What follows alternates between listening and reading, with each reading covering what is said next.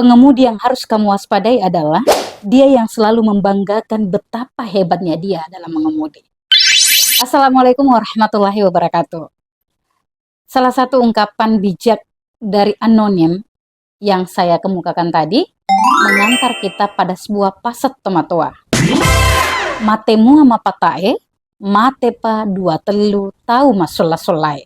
Memang akan mati mereka yang tenang, yang berhati-hati, namun setelah 2 atau 3 yang mati karena nekat. Pasat tomatoa tadi menekankan kepada kita perlunya berhati-hati. Selain untuk menjaga keselamatan kita, juga untuk menjaga keselamatan orang lain. Coba cari dan kita selaraskan dengan ajaran agama kita. Dan saya menemukan dalam surah An-Nisa ayat 71, Allah Subhanahu wa taala berfirman, "Wahai orang-orang yang beriman, bersiap-siagalah atau berhati-hatilah." Nah, untuk pertemuan kita pada sore hari ini ditutup dengan syair.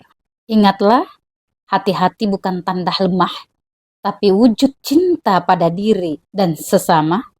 Satu sikap bijak, sederhana tapi penuh makna, mengantar pulang dengan selamat tanpa nestapa.